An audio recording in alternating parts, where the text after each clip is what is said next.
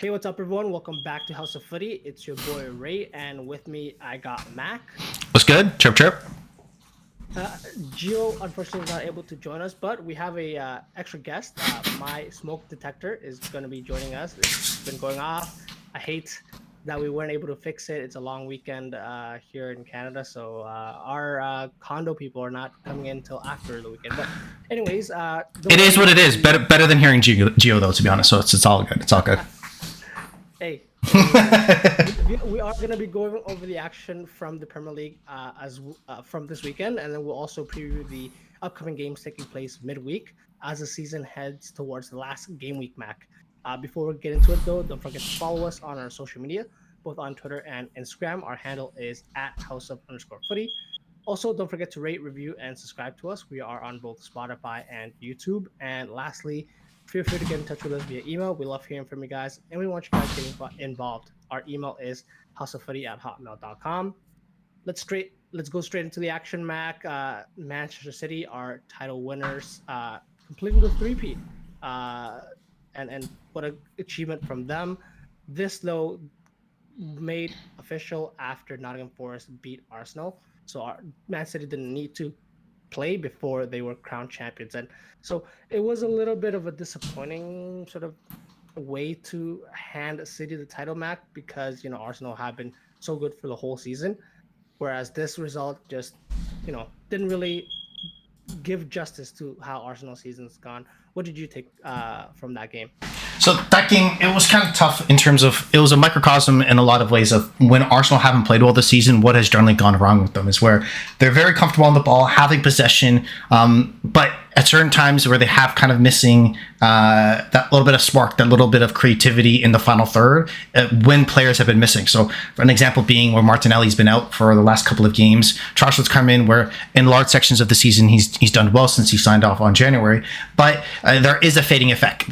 Even at the back where you see for some reason a rotation there of Kivior coming into play as a fullback, even though Tierney is fully fit and healthy, and Partey playing as a right back, which again, it's due to injury. I understand where they're looking for a different creative way to play well, but in those games where Arsenal don't have that extra level of depth as, let's say, the Manchester City team that ended up, of course, winning the title, they do lack that little bit of cutting edge or that ability to be able to keep that clean sheet. So overall, a tough way to kind of have the season die out. Of course, they still have a couple games to play, hopefully finish off on a positive note, but this performance overall was disappointing, and in some ways it was eerie where Captain Odegaard himself gave away the ball for the Man City to kind of close off that game when they were playing at the Etihad. Similarly here, giving that ball away to Morgan Gibbs-White to lead up to a goal, which in all actuality, Awani didn't really score. It was kind of Gabriel kicking it off of him, who eventually ended up scoring. So it's overall, it definitely encapsulates a lot that's gone wrong with Arsenal in recent weeks. But overall, still want to be able to, I guess, concluding that in terms of the negatives there. Positive to Man City. Cheers for them. You have to give them the flowers. 5 titles in 6 seasons. I think, if I remember correctly, only Sir Alex Ferguson or Manchester United have done that before. And if you're up there in that era in the history, that's great credit to him, to them as a team. And Pep Guardiola, I think he's managed teams, league campaigns for 14 different seasons, and he's won the title in 11 of them. Just the consistent class where he game in a week, season in, season out, where he's able to put his team in a position to always compete for the title. And I think the lowest place they ever finished was 3rd place. I think it was in his inaugural season at Man City. So overall, fantastic for them as a team, as a club, and really shows their continued era of dominance in England for sure. Yeah, just going back into the Forest Arsenal game, you're right. The goal, I guess it's generous if we're crediting an Awani with the goal, but that is technically 5 goals in the last 3 games, which is a great return for him. Forest also with that win are now safe from relegation, 3 home wins in a row as well. So that's a big positive for them. 37 points currently going into the last game of the season. But yeah, now sort of to bridge the gap between City and Arsenal. Arteta, disappointed with the result, but in his post-match conference was giving credit to this City team that have been so good since sort of they started that run towards the end of the season, and that just shows what you need at this point to sort of overcome that. And similar words were said by Pep. He was sort of crediting um, Arsenal, great start to the season, and the reason, and I'm gonna, as a Liverpool fan, I'm gonna have to like talk about Liverpool. The reason why sort of the City team is able to push so hard and be so good, if this was Arsenal when Pep just joined City, I don't know if we would see that sort of run from City to actually get the title at the end. But our Liverpool had been pushing them and had been competing with them for the last couple of years, which means City have had to been taking those steps toward being so consistent for the end of the season. And going into that game, 1-0 win against Chelsea, I'm quite disappointed for Chelsea because it looked like this was City's B side. A lot of those players were probably celebrating the night before, and it didn't really look like a competition. City were able to score early on and really put them out of their misery there. Sterling, guard of honor for his old team. How do you feel? How do you think he felt about that, Mac? Absolutely lovely. I think if you would ask him going back at 12 months from ago, not 12 months, maybe 10 months ago, where if you would be able to make that changeover, would he do it?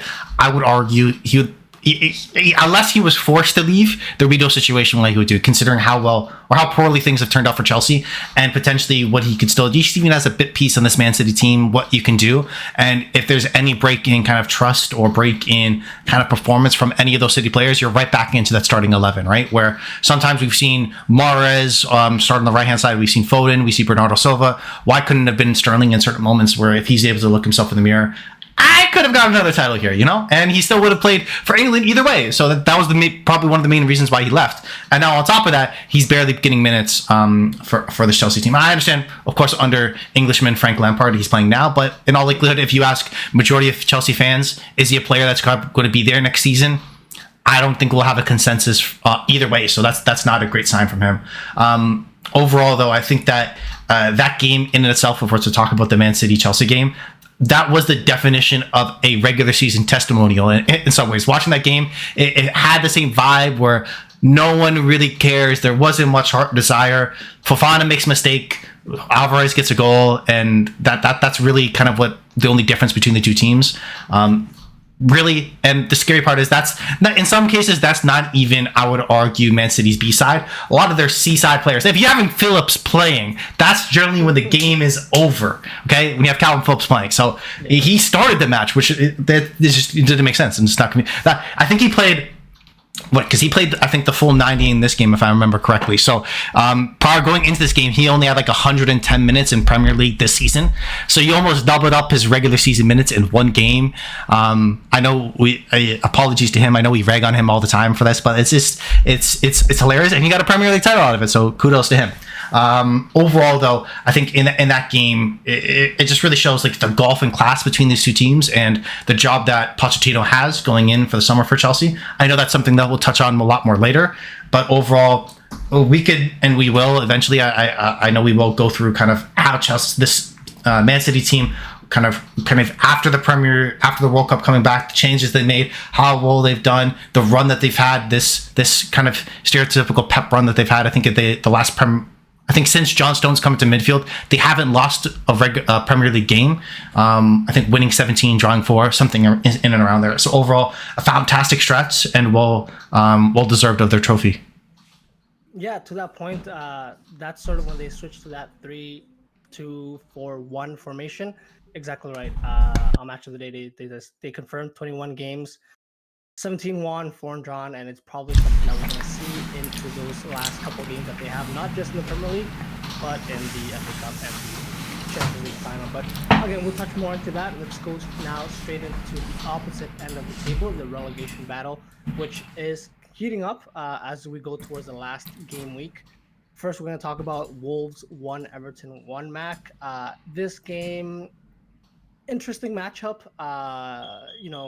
Wolves have been sort of in this season with sort of the changes in the managers that they've had, the approaches to the games has been a little bit hit and miss. But it looked like after they went up ahead after 34 minutes, Hwang was the one who got the rebound from that Chora run. They were going to ice it out. In the end, though, Yermina was able to score and tie it up for Everton, getting a huge point for them. Now, 33 points going into the last game of the season. They really need just a positive result, either a draw or a win for themselves. Well, a win will secure it, but even if they draw, they need a loss or a draw from Leicester and Leeds. And so that's a pretty good position to be in, I think, Mac. What do you think?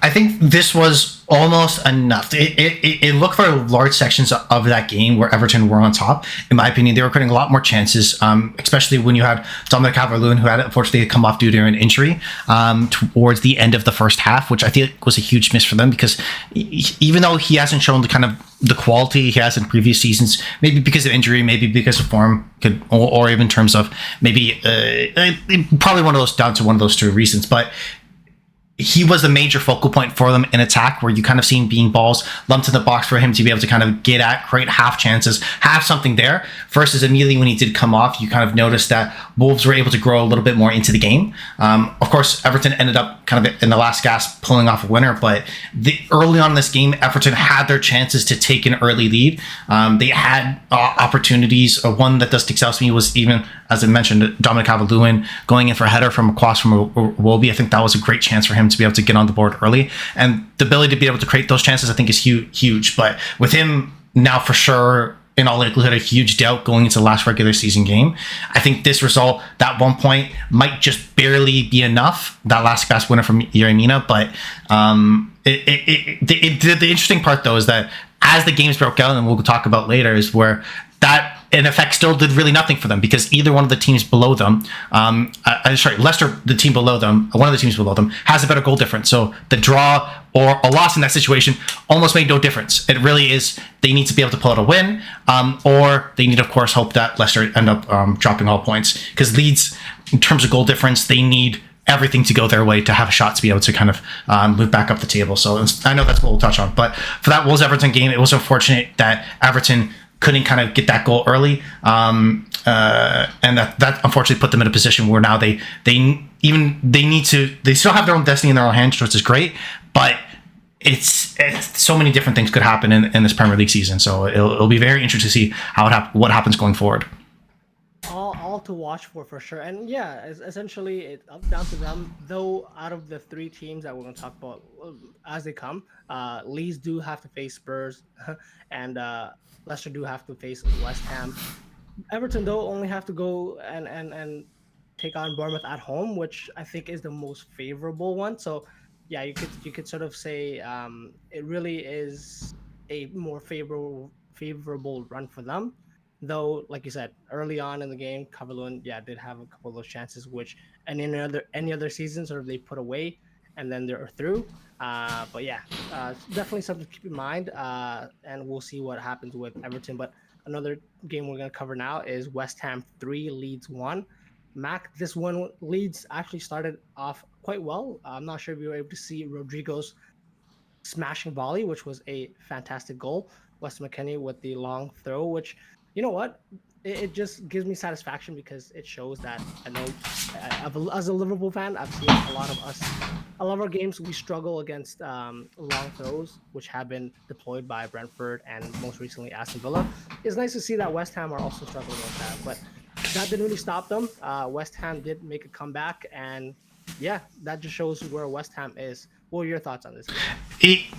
My favorite part about this game was actually in the post-match interview for Sam Allardyce calling his players out of shape and not really fit enough to be able to play a full 90 minutes. I don't understand what he's trying to do there, because he has a lot of money riding on this last game for them.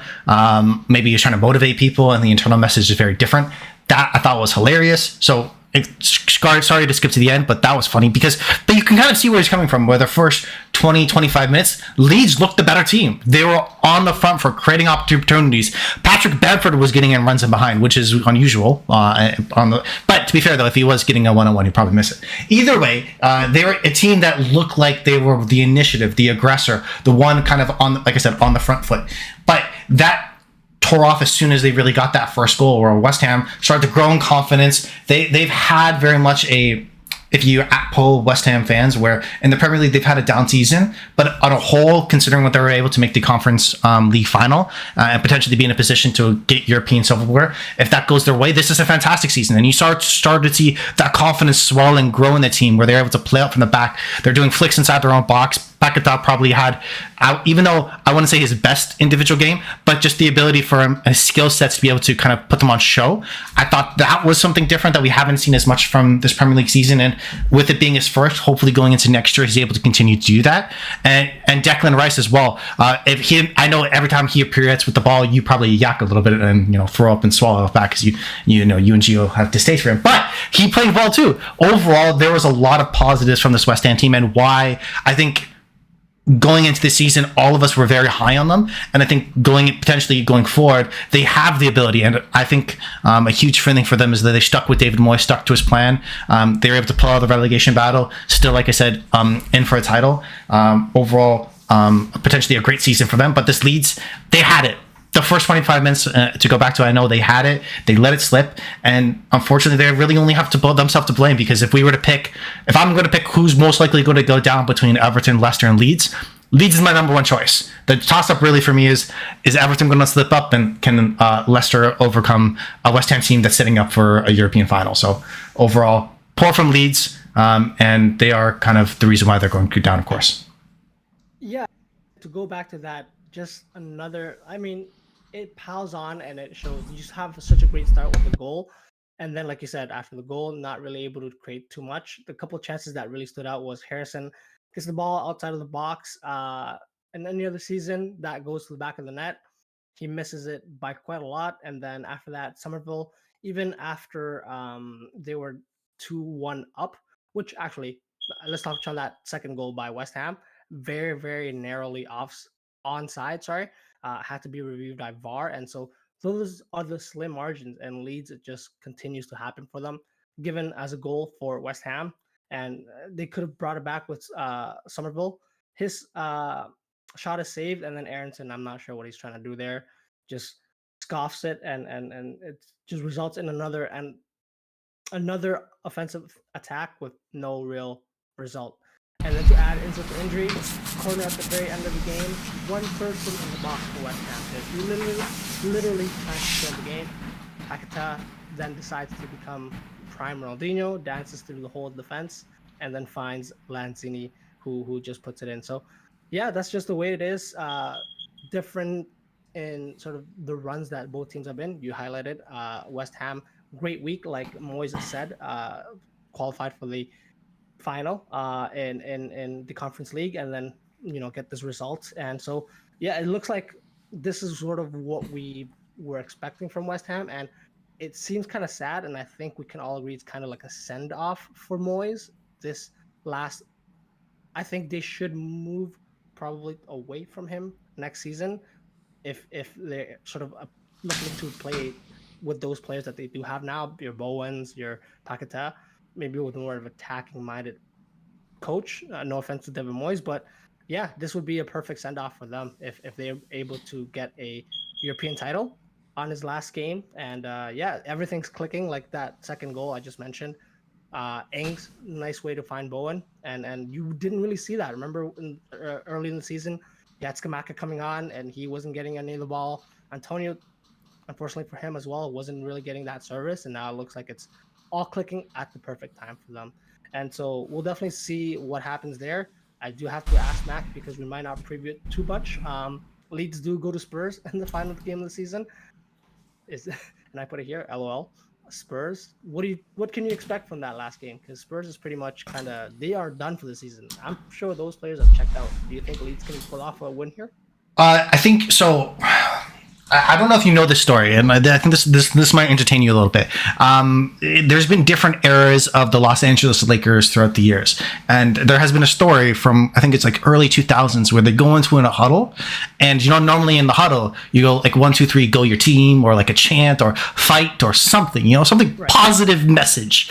So I think if I don't know if this is the correct country or city, but in effect they actually chant 1, 2, 3 Mexico because they're all trying to get on the plane tickets and leave. And if you were to ask me what is Spurs chanting right now going into the game, I can feel the same thing. I can hear Harry Kane being like 1, 2, 3, I'm leaving. You know, like I would love to hear like the individual thoughts of what people feel like in that chant and what's the team mentality, what's the team spirit. So in effect, if we were to look at it, Leeds probably have, like, facing the names, the toughest team to face. There's nothing I expect out of the game. The difference would be is that I expect poorly from both teams. That's the difference. Whereas for me, I know, like as you said, we might not spend too much time previewing this. That Everton, they do have to face Bournemouth. Bournemouth similarly have settled themselves being out of relegation. They have as not much to play for, and even Leicester facing West Ham, where those two teams that they're facing might have just as much of a drop off as this Tottenham team has previously had, and might go in coasting because they have nothing to play for in that last round of games. So for me, really, it's between, like I said, Everton or Leicester.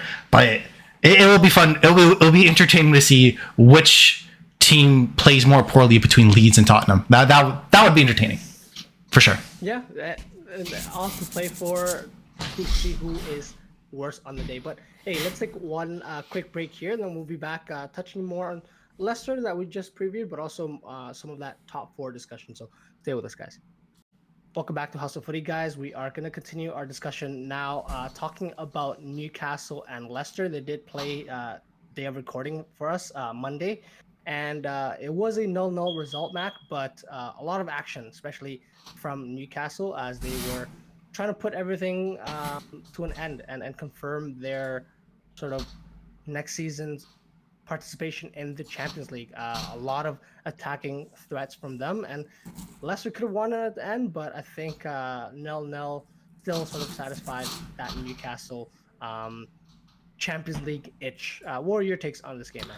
Overall, it's probably a lot of towards the early beginning of the season, there's a lot of talk with Newcastle where they just have the tendency to tie games, and they're just relying defensively how well they're playing to be able to get them through. This is probably the happiest tie as a Newcastle fan you've probably experienced in years, because this punched your ticket into the Champions League next year, and that's really all that mattered out of this game. And I think that's the key thing here. Yeah, they caused some problems, but I don't think they're playing at their peak defensively.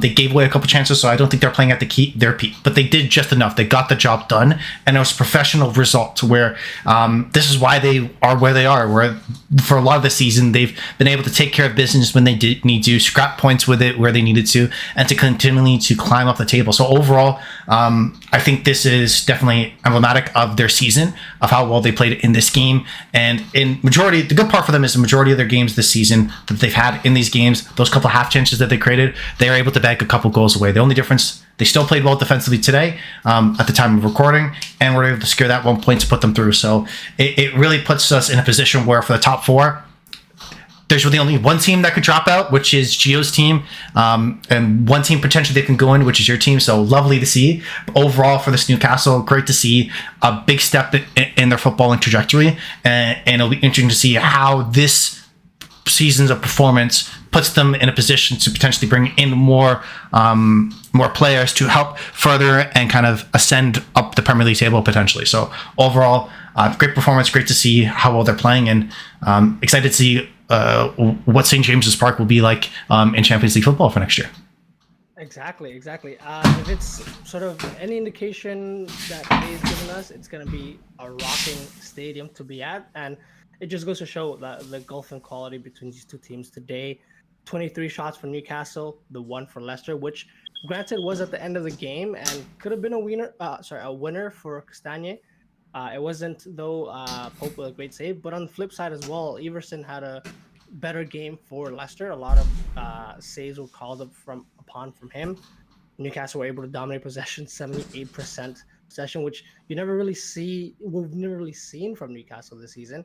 But hey, if they want to sort of, I think, establish themselves as a top 4 team in seasons to come, that's something that they're going to be looking to improve upon, maybe more ball handlers, and see what they can do with sort of those attacking players. But on the flip side now, Mac, we touched on it a little bit. Leicester do go into the final game of the season, 31 points, a better goal difference on -18.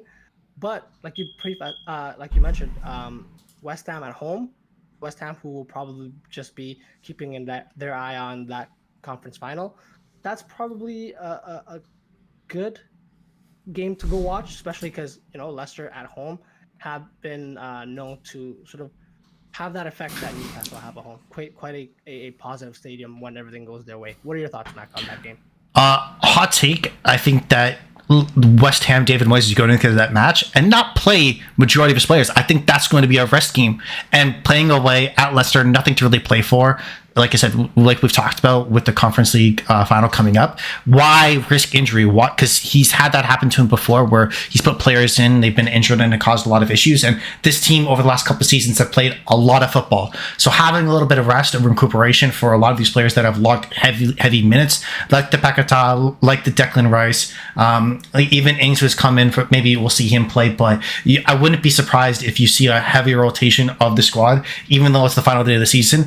And I can't wait if the result doesn't go in their favor. Everton fans complaining about that fact, because that's happening. Because at the same time, David Moyes is in the position where a lot of his professional connections is to that Everton team, right? So it's put himself in a position is, what does he do? Does he potentially, if you do you sit back at night and think, do I potentially risk my Conference League title winning chances to help a team, Everton, that I managed for so long? I don't know. So I feel like just to be able to be a fly on the wall of his conversation of how he sets his team and lineup, I think that would be fascinating. So overall, that's where I think if I were to pick any game to watch coming up to this final, even though we're going to talk about a game that midweek I can't wait to watch for this coming weekend for the final day of the Premier League season, I think I'll pick that one. I think that's probably where all the marbles will be played. And to start off, like I said, just with the lineup, that in itself will be fascinating. Yeah, and so that's going to be interesting to see. Now we're going to talk about one of the other clubs that David Moyes has managed in the Premier League, and that's Manchester United, who did get an important 1-0 away win at Bournemouth. Great result for them, because essentially securing their top 4 finish, albeit if they get positive results, a positive result in the last 2 games. That Eriksen ball that is played through within 9 minutes to Casemiro, I think it was a nice idea, and we've seen Casemiro sort of get on the end of balls that are put into the box by Man U players. Great finish for him. And it just really settled the nerves, because Bournemouth, as you know, if Gio was here, he would have been telling us, I think, the longer you go 0-0 at Bournemouth, the more chances they get. And they did. De Gea was called to make some important saves, one from Solanke in the first half and one from Moore in the second half. Whereas Man U did have the opportunity to extend their lead through Whitehorse and Fernandes. And at the end of the day, 1-0 result, I think, fair on sort of balance of play. And yeah, pretty much it. What are your takes on that game, man? I thought this game was kind of a mixed bag in a lot of ways, where yes, of course, Manchester United got the positive results, so there was a professional performance in there where pulling out with a win away at Bournemouth can be a tough matchup for some of these big teams that we've seen this season, a team that can play aggressive when they want to, but it kind of gives you the positive and negatives, and you see the double-edged sword that the player like David De Gea is, where in this game he looks phenomenal, be able to make amazing saves, keep his team in it, be able to make sure, and as you noted down, of course, he wins the Golden Glove. He's very happy about that. In his post-match interview, he secured that for himself, and it really goes to show how a defensive unit, how well they played. But also, in other games, a couple weeks ago, most Man U fans would be at Old Trafford chanting for him to leave. So it's a tough position where you see a lot of the positives, but at the same time, you can see why there are negatives, right? So overall, I thought it was an important performance, and it seems like there is, at least defensively, a standard of acceptance, a standard of stability, a standard of expectations, really, that this Manchester United team has put out, where a player like who you thought Lisandro Martinez would be a huge miss, player like Victor Lindelof stepped in, has done well playing with Luke Shaw as a center back pairing, or even beside Rafael Varane, and he's done well enough. So overall, like I said, I think that they've done a good job of that. The interesting part would be, and what we'll have to talk about, is they just need one more of these last 2 games, something positive, and they're back in the top 4, and you can say this is a very, very successful season for Manchester United. If not, then everything turns around. So it'll be very interesting to see how they play out for these last 2 games for them. Yeah, perfectly said. Really comes down to those two results. Interesting to note as well. I think so. Rashford did miss this game, and I'm not sure if he is in contention to come back, but very well needed, I think, because they're gonna need a score. And apart from the chances that Weghorst did get and Fernandez did get as well, I'm not sure if you're gonna rely on those half chances that Martial and Weghorst get to put them away. Granted, they are gonna face Chelsea midweek. That's something we'll touch on a little bit more. Their defense is not as convincing, but Man U will need to score, and as long as they're able to score, I think their defense, like you said, is strong enough at this point to sort of keep a clean sheet, and that's all you really need to keep a draw. So very, very interesting to see what they'll do. And like you said, De Gea, most clean sheets in the league. At the beginning of the season, you were not expecting that at all. I don't think if you were able to ask pretty much anyone watching the Premier League, and so great turnaround for him. And we'll see if the keeper with the most clean sheets ends up leaving the team that he's playing for this season. So let's see what happens there. But lastly, just to tie it up together, Liverpool did face Aston Villa and were not able to get that win to sort of keep immediate pressure on Man U. 1-1 tie at the end of the day. I think a quite interesting matchup between sort of how these two teams were set up. It was going to be always Liverpool have more of the ball and try to create more chances, but Aston Villa always a threat on counter.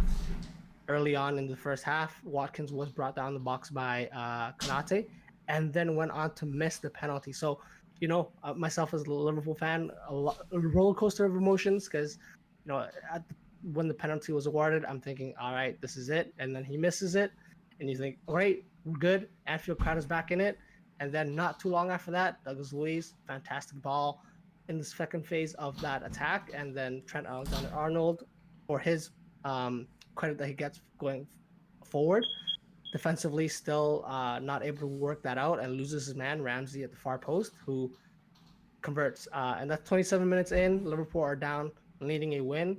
Really just sets up the ending to the game. A lot of chances for Liverpool, and who else gets the goal, Mac, other than Roberto Firmino, who played his last game for Liverpool at Anfield and did get a nice send-off. Myself, I was watching that a lot, but probably a fair result, Mac, you think? Absolutely not.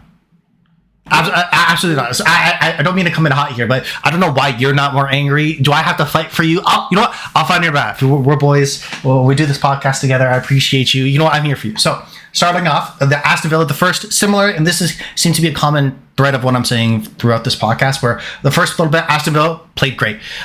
They looked to be creating the opportunities. They had, you can kind of see the game plan where Ollie Watkins was, I'm going to peek behind Konate. I'll live and feed off him if I can get behind that space behind where Trent is leaving.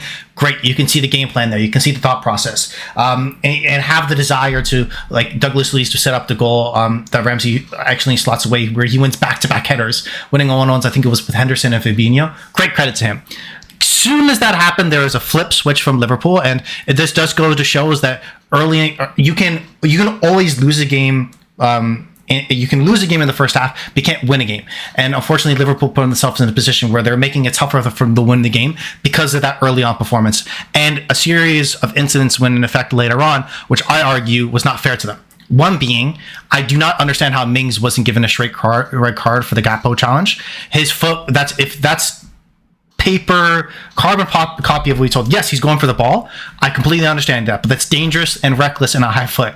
Second, the offside call for Van Dijk, where for the goal that won him, that was 100%, in my opinion, onside. The reason being because Konza, generally what happens, and to be able to kind of break down the play here, is where the ball goes into the box. A Liverpool player wins gets the first touch on it. Don't recall who it was, who ends up hitting it back off of Konza, who then Van Dijk plays it to, of course, was it Luiz that scored? Diaz who scored? Diaz? So. Yeah, sorry. Diaz scores. But then that's called back because they argue is that because Konza didn't intentionally play the ball, that technically speaking, it was a indirect pass coming off a Liverpool player, which led to Van Dijk being offside.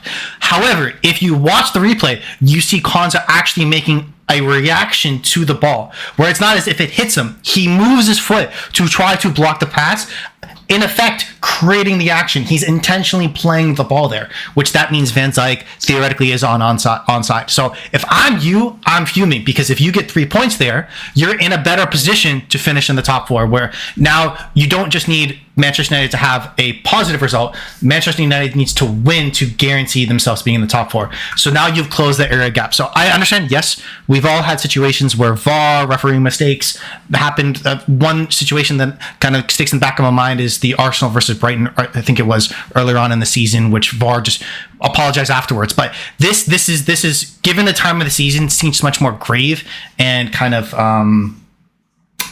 I don't want to say irresponsible. I think that might be a little bit too far. But with those 2 results, one in the first half, one early on in the second half, if I recall correctly, that's had a huge impact, not just on this game, but Liverpool's season going forward. So I think if I was you, I would be fuming, and I'm fuming for you. I know you're much more of a calm and respectful person than I am, so I'll take care of that for you. So don't worry. But again, great to see, though, and I know I went on here, I apologize, but great to see at least Liverpool kept fighting. That Bobby Firmino chance, that was a great run in the box, classic him. If you would ask any Liverpool fan, and I would ask you, who would you want to score that goal in the moment, given the situation? 100% would be him. So it does warm at least the heart a little bit, and maybe why you're not so upset. So, it is what it is.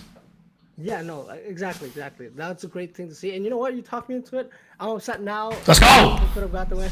No, but the one thing I do have to say about that was it was weird for me that the decision wasn't made by VAR. So I think it was given as a goal, was overturned by VAR. Yep. And then they asked the referee to view it, which, if you think it's a mistake, I think you should I think VAR in that situation just makes the call, does not need to call the referee. That's why I think maybe Liverpool fans were aggrieved because of sort of the events that took place leading up to the call. But I think if VAR makes that decision, they have to stick with it and shouldn't need to call the referee to come and see that. But that's just the only thing that I have to say. And what you said, that means Liverpool need 2 losses for Man U and a win in the last game to Southampton. So again, not impossible, but very, very unlikely. So we'll see what happens. And actually, we're going to take one last break here, and then we'll preview the upcoming midweek games, of which we'll talk about that Man U Chelsea game coming up. So stay with us, guys. Welcome back to House of Footy, guys. We are going to finish off today's podcast now discussing the upcoming games in the midweek, heading into the last game week of the Premier League season. And the first game we're going to cover, we just talked about them. Man U is going to Chelsea, which is a game that ended 1-1 between these two early in the season.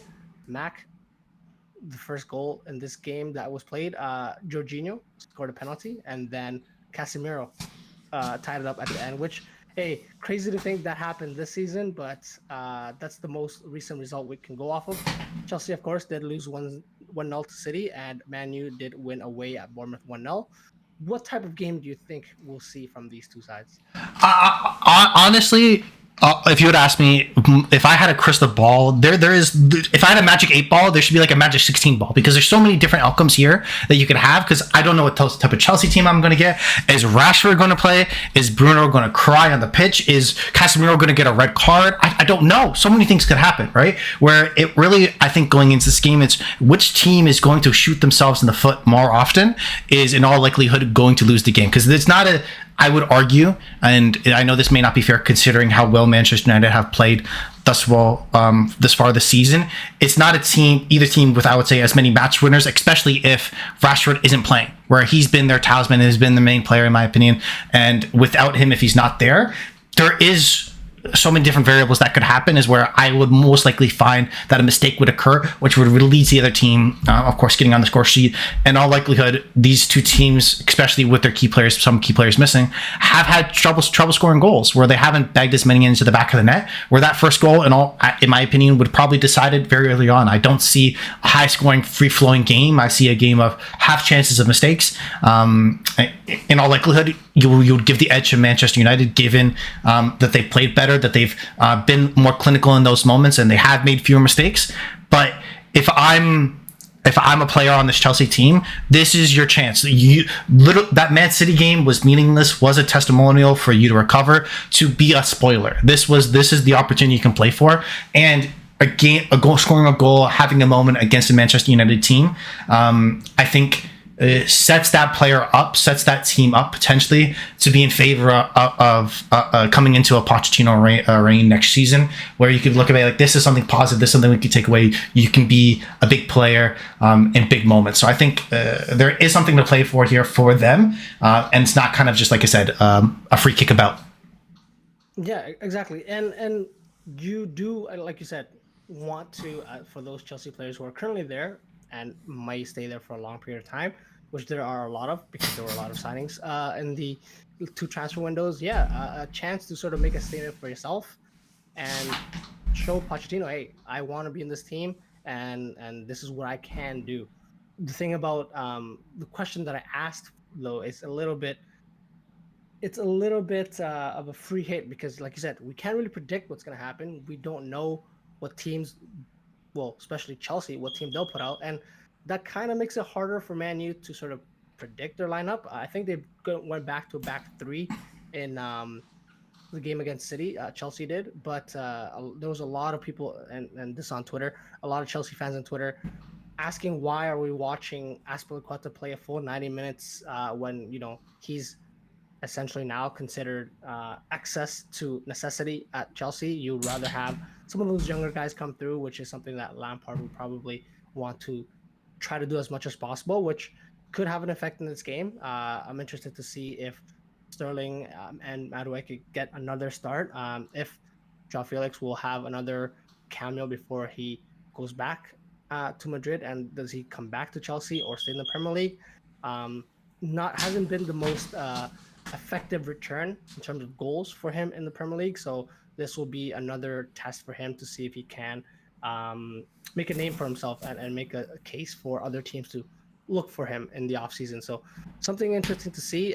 Again, Man U getting that clean sheet away from home will do them a lot of sort of confidence going into these last two games. But again, Chelsea, you never really know. And the question now I do have for you, Mac, is if you're Man U, do you sort of approach this game and just keep things tight at the back, let Chelsea shoot themselves in the foot and try to hit them on counter? Or do you think you want to put this game away, much like Newcastle?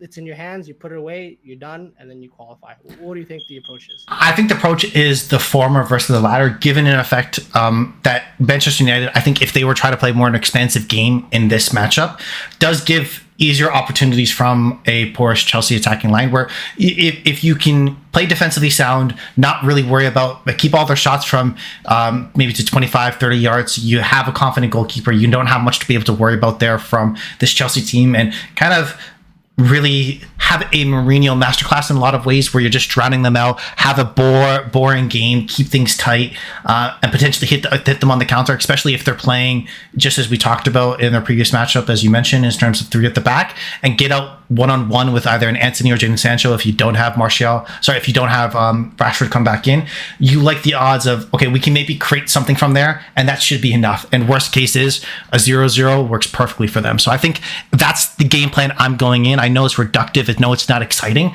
but it probably puts them in the best position to guarantee what they really want is that top four position. And the tie does that. So that's how I would game out this match, especially because defensively you have looked very solid enough in recent weeks. Okay, well, to be fair, at least in the last two, where you haven't conceded. But even before then, when the losses against Brighton and the losses against West Ham, they only conceded a goal. So they have played well defensively enough. It's just that if they can kind of keep a clean enough game, avoid those mistakes, and by doing kind of more of a, not a park the bus, but more of a counter-attacking style, you're going to lessen the chances for you to make that mistake and give Ten Hag another full summer to hopefully put his philosophy on this team in a Champions League position. And yeah, exactly. Going into this game as well, it's important to note Chelsea is at home. And typically you would think, oh, but you'd favor the home team to get a positive result. It's Chelsea this season, guys. And we know how those Chelsea fans are. If it goes 0-0 and your team is not performing well, they'll get on the bad side of the Chelsea fans, and it's just going to be a toxic environment, which is what Man U want. And so we'll see if that does have a factor to play in this game. Something you had brought up in the break is where now because of this last round of fixtures, Chelsea is guaranteed to finish in the bottom half of the table. So right where they belong, and it's lovely to see. Cool. Hey, it's lovely to see. On the flip side, though, the next game we're going to talk about, Brighton versus Man City, which is interesting in a host of different ways. Um, Brighton will be at home, and this could be a very fascinating fixture given the fact that Man City did rotate a lot of their players and now are champions of the Premier League. And so you don't really know if they're going to go full strength back now into this midweek game, or if they're still going to switch things around, especially given that Brighton had a impressive performance against Southampton. I think they had just under 70% possession, 26 shots compared to 5 against Southampton. So Brighton continuing their strong finish to the season in those European positions, I believe in the Europa qualifying position currently, and will be wanting to make a name for themselves, a statement to show the cities, the Arsenals, the top four that they are here to play and that they could match them up with them. The first game of the season between these two saw Man City win 3-1 at home, but do you expect something different to take place in this game, Mac? Yes, because we're going to get a completely different starting 11 again from this Man City team. It was very interesting to listen to a lot of their interviews after kind of lifting the title, where they immediately talk, we still have 2 cup finals, we still have 2 cup finals. Very few of the players mention 2 more Premier League games. That seemed out of the concern, out of their heads. So I wouldn't be surprised if we see a very similar lineup to that played against Chelsea, where we see players like Cole Palmer, Gomez, Rico Lewis, Calvin Phillips play. Interesting part for me and a positive is that I like to see Foden. He played more traditionally as a central number 10 in that game. And it'll be very interesting to see if going forward, I think that if you were to tie Pep down and give him some truth serum, what would be Foden's future position if all works out well, it would be there. So it'll be interesting to see that if he's able to play well these last 2 games and see himself in to potentially take away a starting spot for one of these cup finals, or even more so potentially for next season. So that's more what I'm looking for. And of course, like these other younger players, the Rico Lewis's, the Cole Palmers, to see what maybe either do they look at moving on a loan? Are they considered more still continued depth pieces going to next year? Because both of them have been young players. Cole Palmer's been around for a couple of years now, whereas Lewis really kind of burst on the scene a la Mika Richards this year. So it'll be interesting to see from them. On the Brighton side, though, like you had said, they still feels like they have much to play for and definitely a point to prove. And talking about where it'll be interesting to see what they do in their offseason. There's been a lot of links from McAllister to both Liverpool and also reports for Arsenal as well. So it'll be interesting to see what type of Brighton team we're going to get for these 2 last games, because my personal thought process was that going in, if you're this competitive team, if you can keep the band around for another season, how much more damage can they do under Roberto De Zerbi? So they still have a lot to play for. Again, I think overall it'll be interesting to see what you can really be able to get out of those players, but definitely an exciting game, and can't wait to see what finally happens. Yeah, exactly. For me, it'll be interesting because Brighton, I do recall watching their game against Newcastle. Regardless of how high Newcastle pressed, Brighton continued to try to play short and play through them, which, if you're asking me, I'm thinking just boot it long. You don't need all this pressure, but against Man City, I'm sure that they're going to try to play the same way. And Zerbi might be a madman if you think about it. Go against toe-to-toe against Man City with that play style. But it just shows that it's going to be a very interesting tactical matchup and hopefully a high-scoring game as well. So not too much riding, but a very fascinating match to see sort of how these 2 Premier League brains sort of approach this game. So let's see what happens, Mac. But we're going to conclude the podcast here today. If you like what you heard, please like and subscribe to us on our social medias.